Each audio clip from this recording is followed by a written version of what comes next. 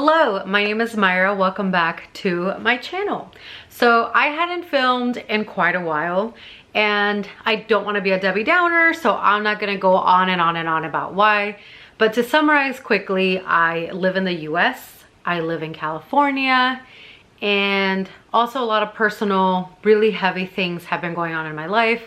So those three things combined just have been making it really hard for me to want to get in front of a camera and like film and make content, which sucks because I genuinely like it. Even if only one person watches a video, I like to do this. I love talking about books, but I just haven't had it in me. I'm going to try my best. I feel like I am hanging on by a literal thread. Like I feel like I'm just like trying my best, but anyway, we're pushing through. We are going to try to stay positive and try to find the light in any sort of dark situation. So that's what I'm personally hanging on to. But with that said, I obviously did not make any sort of reading wrap up for January or February, and I thought I would just quickly talk about the books that I managed to read in both months. And yeah, so this is gonna be really brief. I probably won't really get too into the books, but I figured I would kind of at least make one video talking about my reads for 2025 so far. So to start off with January, I literally read 4 books. The first book that I read was High Sticking the Heart by Marie Maravilla. This is a hockey romance book and I absolutely loved it. She is a Latina. She moves to Texas to be the workout coordinator for this NHL team, which is a hockey team, and she basically ends up meeting this guy on like her first night there, doesn't know that he is one of the hockey players that she's going to be working with. So it's a little bit of like forbidden. Also, she's very independent. Marie Maravilla writes heroines that are very independent, very strong-willed, which I love. I feel like I can relate. I am 100% like that. So I absolutely loved it. The relationship between the main character and her cousin was beautiful. I feel like I related to that a lot with like my own cousins and other women in my life. So overall, I highly recommend this book. It's on KU. It's amazing.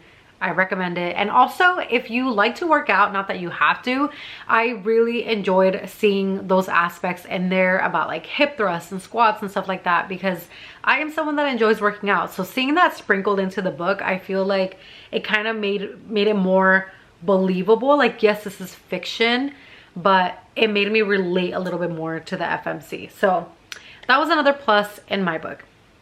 Now, the other 2 books that I read one of them was a reread and the other one was a new release.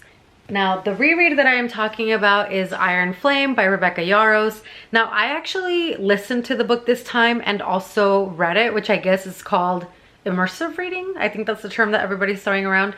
And I feel like I enjoyed the book more this time around, and I picked up on a lot of things that I didn't really remember, or maybe I missed the first time around. So I did re-listen to this one. If you don't know what this one is, it's the second book following Fourth Wing by Rebecca Yarros, and it is a young girl or woman who goes to this war college, and you're basically training to the death, I guess, and you're trying to hopefully be chosen by a dragon to then become a dragon rider. So it's all over everywhere. I feel like I don't really have to talk too much about what it is, but this is the second book, and I re-listened to it or reread it because Onyx Storm was gonna come out. So Onyx Storm did come out. I did read the book. I think so far, honestly, Fourth Wing remains my favorite. This one was better the second time that, oh my god, it's like all upside down.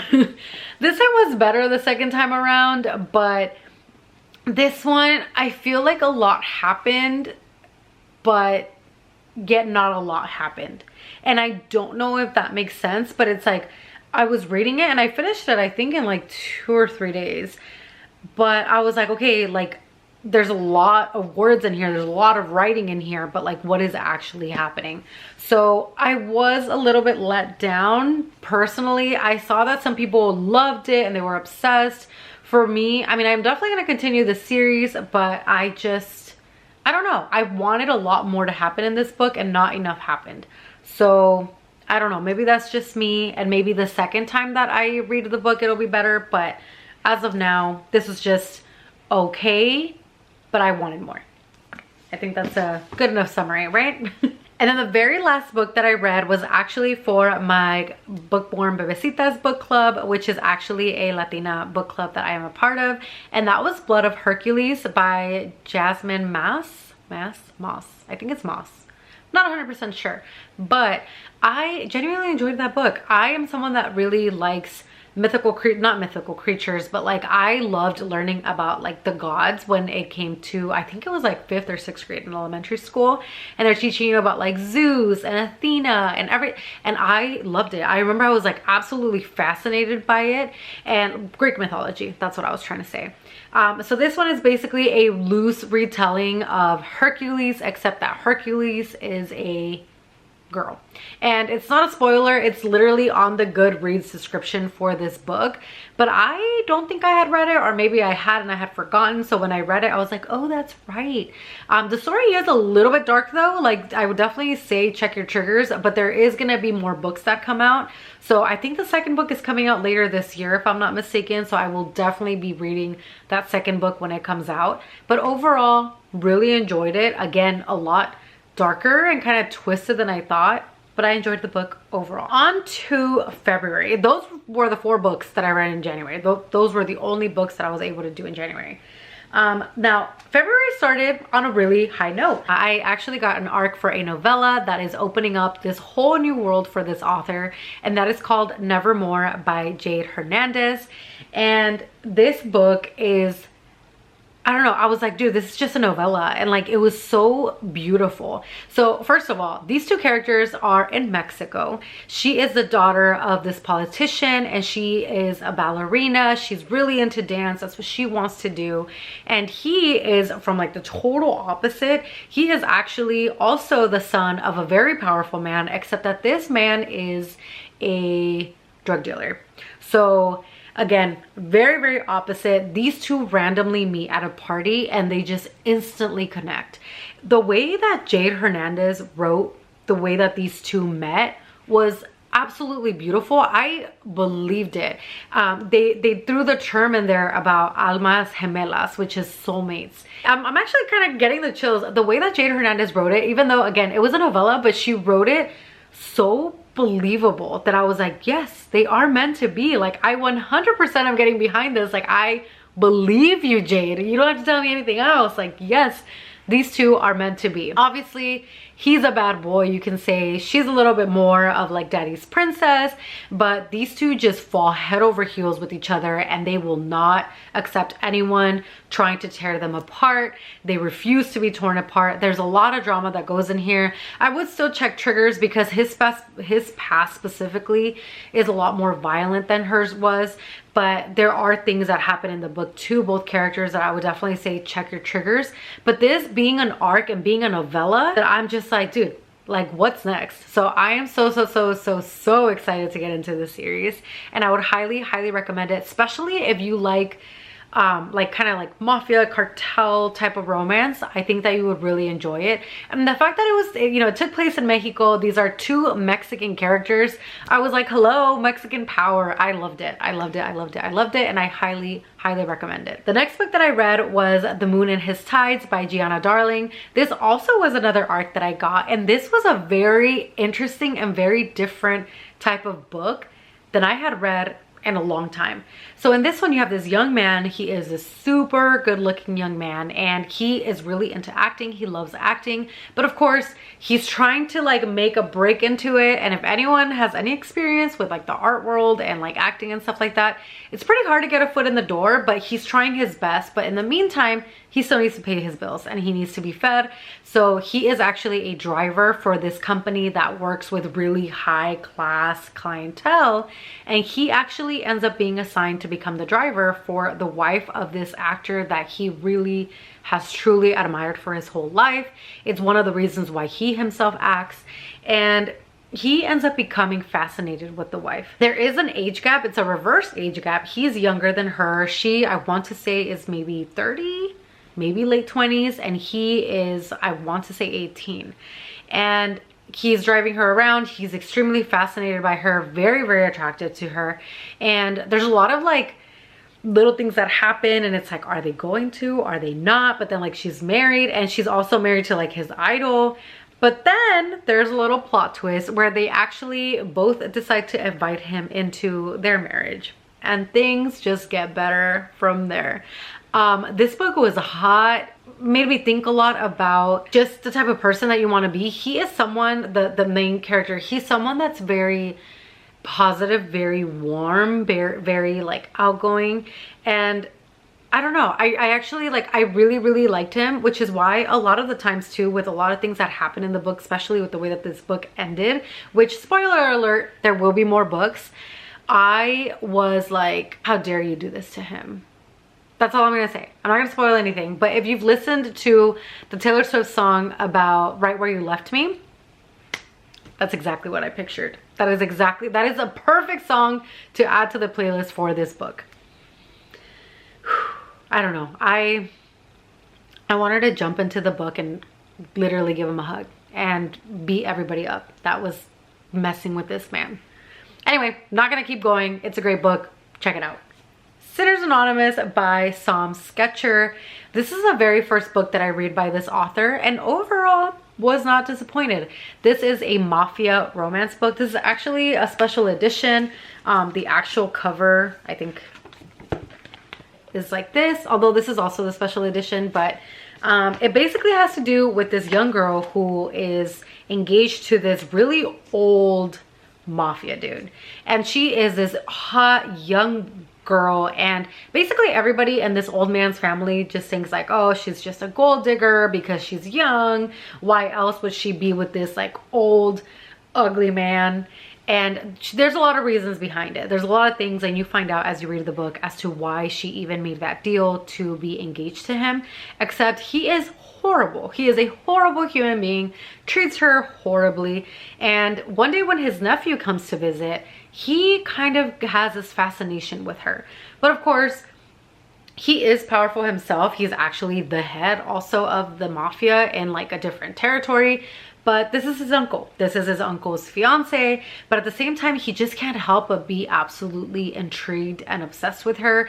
And also the way that they meet, I would definitely say check your triggers, because there's a lot of really triggering things that are talked about in this book, but they're not the reasons for why things are happening. So like there's a lot of mystery in this book too, which I actually really enjoyed, because it kind of kept me hooked on the story and wanting to know, okay, what is the real story? What is the real reason? Because you don't really get all the answers. You start to get little crumbs and little pieces of information. And there are more books in the series, which I will continue because I actually do own book 2. But overall, it was a good story. And again, if you like mafia, I feel like this is a book that you would like. And surprisingly, even though it's a mafia, and a lot of the times mafia books are not necessarily slow burn, this was a little bit more on the slow burn side. Because again, forbidden, she's engaged to the uncle, but the nephew like is attracted to her, and she's attracted to him. So yeah, there's a lot that goes on in this book, and I would recommend it as well. It was around Valentine's Day, so I wanted to read a quick Valentine's Day novella, and I went ahead and read I'll Be Yours by Nina Hai. This book, I think it was like less than 100 pages. It was so cute. It was adorable. You basically have these two characters that meet on a flight going to LA.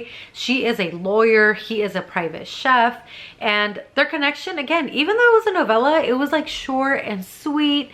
And there was still like an epilogue for it, which I really liked. And it just felt like a nice thing to read on Valentine's Day. So I would definitely recommend it. It was on KU. Check it out. Next, I listened to Bull Moon Rising by Ruby Dixon, and I love Ruby Dixon. I honestly, her whole Planet of the Barbarian series, I really like. I think I still have like a book or two that I will read this year. I want to finish that series, but I listened to this book, and this was one of her longer books that I've listened to by her. I actually have Taurians, which basically look like bulls. They have their horns and everything, but they also look like humans, kind of from like the neck down, except that there is nodding involved, which if you've read anything about Omegaverse, it is very, very similar. Now you have this also like magical element in this book where there's basically the whole premise of this story is where this young girl, she's from a wealthy family, or at least a family that should be wealthy, except that her dad has a really bad gambling problem. And he basically has gambled away all their money. And if people were to find out that they essentially don't have money and they can't pay for like protection and stuff like that, somebody else could very easily take over their territory and unalive them. So she decides that she is going to go and join the guild, which basically is treasure hunting. And they go through tunnels and they dig, but you have to go through this school and get all this training. But of course, she's never going to get accepted into it unless she changes her identity. And not only that, but also the fact that she's a woman, and there's only really one other woman that has successfully become a respected or well enough respected member of this guild. So she is like, I have all the odds stacked against me, but I still really want to do this. And they decide that she's not going to be able to do it unless she has basically like a chaperone. And she finds out that this Taurian, which works with her teacher or like her guide, is needing a wife for the full moon. So basically this moon, when this happens, they kind of go into like this, it's kind of like going into heat. That's the best way I can describe it. So he's gonna need a wife for it, and she's like, hey, I was gonna get thrown into an arranged marriage anyway, so like, yeah, I'll marry you, like we can get married, you'll be my chaperone, so that'll allow me to go through the training and be able to like search for treasure. People don't know why she wants to, but it's again to help out her dad. And she's like, and in the, in reverse, like I'll help you out because I can be the body that you need for your full moon rising. But of course, as time goes on, as they start building this connection, they start to really develop feelings for each other. And I liked it because this was like a different book, of course, because again, he's a Taurian. It's kind of more, he's not like fully human. It's more like a monster romance. But also what I really liked is the fact that she's like 30 something and she's like, I'm just trying to have fun. Like, who cares? Yeah, we'll sleep together. Oh yeah, no, I've actually never been with anyone, but yeah, sure, I'll be with you for the first time. That's fine. Like, she's very mature and very like, cool, okay, like very go with the flow. So I really enjoyed that about this character. But I will say the book was pretty long, so I do think it could have been a little shorter, but overall it was a good time. Then I went ahead and read The Spy in 3B and The Assassin in 5F by Nana Malone. I actually met her at Steaming Lit. I got both of these. She signed them, and she actually wrote on there, stay sexy, which she's so cute. But I really like these books. As you can tell, these are pretty short, and these are essentially a Mr. and Mrs. Smith type of book. Very different from Mr. and Mrs. Smith, but she basically ends up matching with this guy on like a dating app, and she ends up finding out that it's her neighbor. And she's like, well, this is awkward because it'll either work out or it won't, except that she is a spy and he's an assassin. So they don't know this going in. They don't know that they work for rival agencies. So you can just imagine how good this was. This also was very hot. You have British accents here. You have exes. You have a strong heroine. It was amazing. And what I really liked about this too, and especially about the hero, is that he knows that she's strong. He knows that she doesn't need him. But he also tells her, like, I fully understand that you're more than capable of taking care of yourself. I just want you to know you don't have to, because now you also have me. Swoon. I loved it. Highly recommend these. And again, these are so short. You can read these super fast. These were a really good time. Last but not least, I listened to Scythe and Sparrow by Bryn Weaver. I want to say that's how you say her name.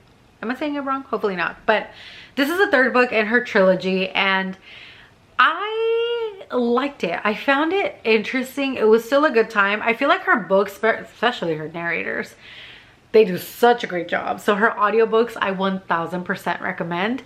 But this is the third book in a series, and as you know, if you've read or listened to the other two books, there's a lot of unaliving and there are a lot of triggers that go on. So this one followed a lot of the very similar things in book 1 and 2, except this one is for the younger brother. He's a doctor. He's the one that is a little bit more kind of like a good head on his shoulders. He's not going around just unaliving people, except he ends up meeting a woman that happens to help women, you know, unalive their significant other, especially if they are in a relationship where there's a lot of mistreatment. So I would definitely say, you know, that is definitely a trigger. It is discussed, but she is someone that helps these women, and it's like, well, these men shouldn't have been like that in the first place if they didn't want to suffer the consequences of their own actions, you know? Not that I'm like okaying this, okay? I don't want to okay it. I want to publicly say that I don't, but that is what she does. She helps these women, and that is her story. And when these two meet, I mean, they are total opposites, but she kind of brings this like lightheartedness to his life and helps him battle with a lot of his demons that he had from like his youth and other trauma that, again, if you've read the other two books, you kind of saw that in each of those heroes, because all three of them are brothers. But overall, it was a good book. I think my favorite is still maybe the second one, just because I love a good Grumpy Sunshine. But yeah, it was a good, you know, end of the series. There is a surprise at the end in the epilogue, so I don't want to like mention anything or spoil anything, but I would say listen to the book. Especially, I think I would recommend the audio because it's just such a good time, and the narrators, again, fantastic job. But anyway, those are all the books that I read in January and February so far. Let me know if you are going to check out any of these books. Let me know if these, like, if maybe any of these books, like, it's the first time that you hear about that. I feel like that'd be so cool to like expose somebody to like a book that they haven't heard about. But maybe you have. I mean, a lot of my reads are pretty basic. I'm trying to expand my horizons, but it is what it is. But thank you so much for taking the time to watch this video. Let's hang on. We're gonna be okay. It's gonna be fine. But yeah, thanks so much, and I'll see you all in the next one.